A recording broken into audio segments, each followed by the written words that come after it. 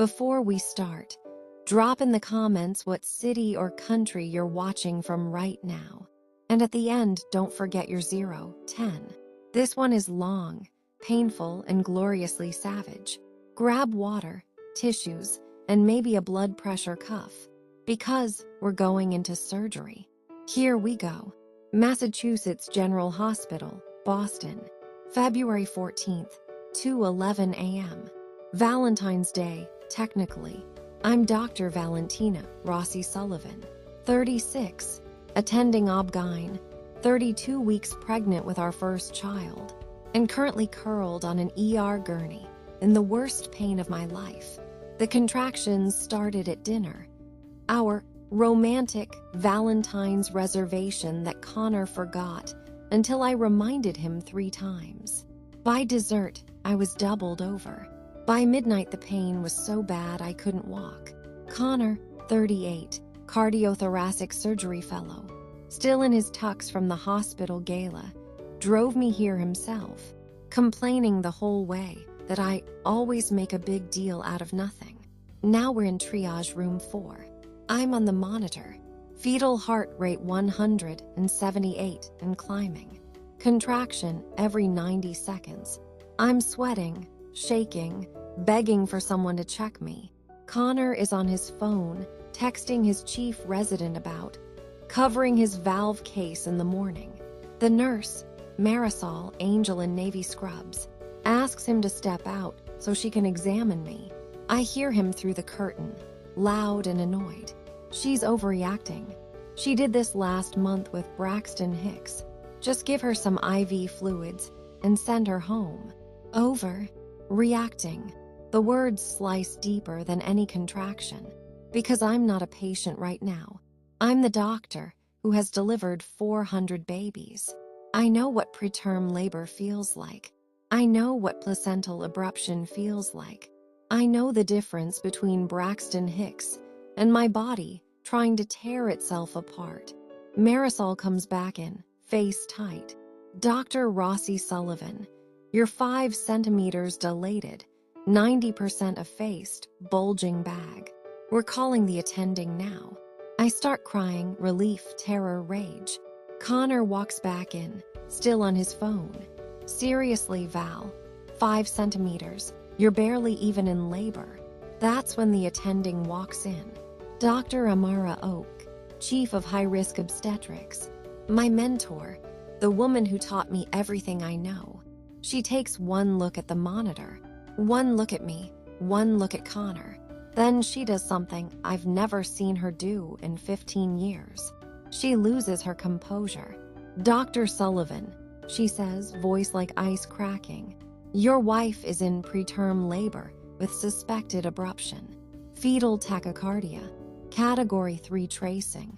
We are going to the OR for emergency C-section in approximately 6 minutes. Get out of my way. Connor actually laughs. She's fine, I'm cardio, I know. Amara steps between him and the bed. No, you don't. You know valves. She knows babies. And right now, her placenta is detaching, and your daughter is in distress. She turns to the team, already wheeling me out. Move. Connor tries to follow. Amara blocks the door with her body. You can wait in the family room. Or you can keep standing there proving you're the reason we have maternity leave policies. Then she does the thing. I'm rushed down the hallway at full speed. Monitors screaming. Amara barking orders like a general. Or 12, Stat C under general, 2 units ONEG. NICU team standby. Call PEDS cardio just in case. I'm crying, but not from pain anymore. From pure white-hot fury. Because the man who swore to protect me just stood there and called my emergency overreacting. They wheel me into the OR. Bright lights, cold table, Amara's calm voice in my ear. Valentina, look at me. We've got you. We've got her. Breathe. The mask goes on. Everything goes black. I wake up in recovery to the sound of the tiniest, fiercest cry I've ever heard. Isla Valentina Sullivan, 4 pounds 11 ounces, APGAR 8 and 9. lungs like a lion. Amara is sitting beside me, still in blood-speckled scrubs, holding my hand. She's perfect, Val. You both are. I start sobbing so hard the monitors alarm. Then Amara hands me her phone. The video Marisol recorded has 47 million views already. Title: When a cardio-surgeon tells an obgyn she's overreacting, watch the chief shut him down. Comments are biblical. Code pink on his ego. He called an abruption Braxton Hicks, malpractice and marriage. That chief deserves a statue. I scroll until I see Connor's name trending separately. #overreacting husband. His chief resident posted a screenshot of their group chat from that night. Connor: wife being dramatic again, cover my 7 a.m. case. Chief: bro, your wife is coding pink. Get off your phone. I laugh until I cry again. Day 3 postpartum NICU. Isla is in an isolette. Wires everywhere, but breathing on her own. Connor finally shows up, scrubs rumpled, eyes red, holding a single wilted rose like that fixes anything.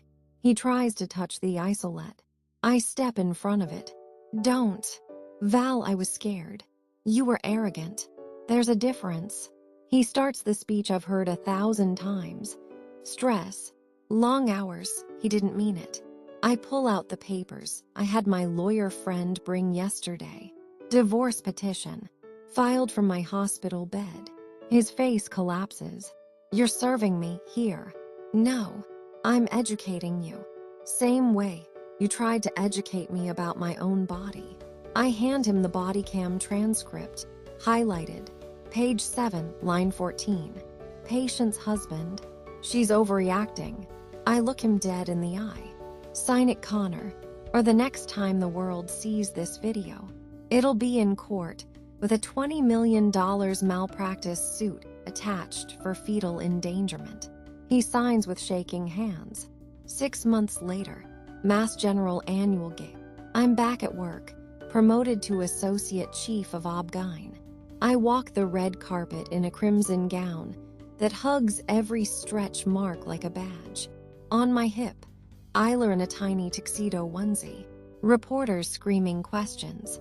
I stop at the microphone. Yes, the divorce is final. Yes, I have full custody. Yes, Dr. Sullivan still works here, on probation and mandatory sensitivity training. Then I smile. And yes, I'm dating the neonate. Half goes to me.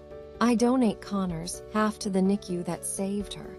He's ordered to read the verdict yearly at hospital grand rounds. Forever. 10 years later, Mass General. New maternity wing opening. The plaque reads, Isla Valentina, Rossi Maternal Courage Wing. Dedicated to every woman who was told she was overreacting when her body was screaming the truth. I'm there in white coat, hair silver at the temples. Mateo beside me. Isla, now 10, cutting the ribbon. Connor is in the back row. Required attendance mandatory. He looks small. After the ceremony, Isla walks up to him. She's wearing a tiny white coat that says, Future Doctor.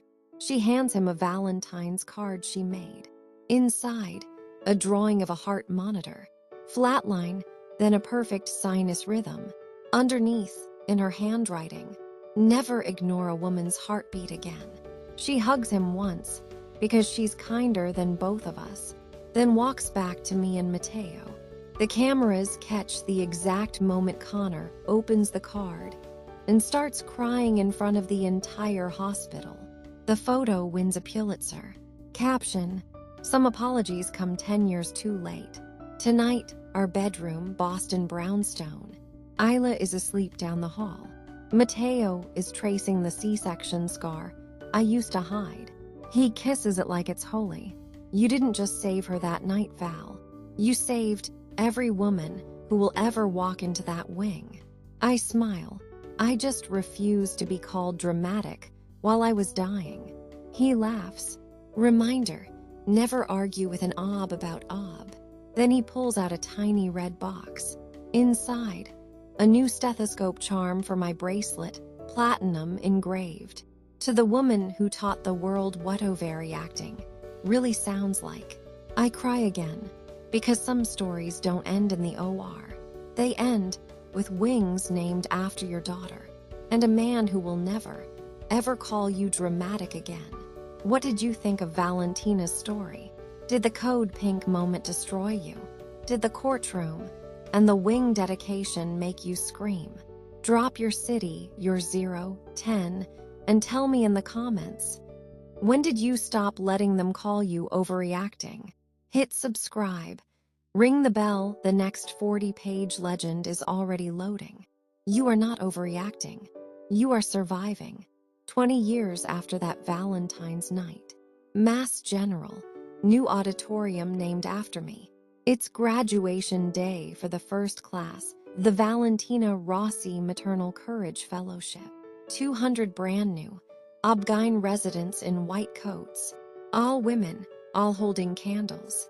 Isla, now 20, third-year med student at Harvard, top of her class, is giving the keynote. She steps to the podium in the same crimson gown I wore the night I walked the gala red carpet. The screen behind her lights up with the original body cam footage, now restored in 4K for educational purposes. She lets it play for 10 full seconds. Connor's voice, she's overreacting. Amara's voice, code pink. The entire auditorium hisses in perfect unison. Then Isla smiles, my smile. Tonight we graduate the first class taught never to ignore a woman's pain. Because 20 years ago, my mother refused. Headline, from overreacting to revolution. 20 years of the maternal courage movement. Later, outside under the new wing that bears our name. Mateo and I watch Isla pose for photos with her residents. She's wearing the same stethoscope charm he gave me the night he proposed. Mateo kisses my temple. You didn't just save one baby that night, Val. You saved generations. I look at the plaque again. Isla Valentina, Rossi Maternal Courage Wing. For every woman who refused to be silenced when her body spoke the truth. And for the first time in 20 years, I let myself cry the happy kind. Because some emergencies don't end in the OR. Some emergencies become legacies. Some women don't just survive Valentine's Day. They turn it into a revolution.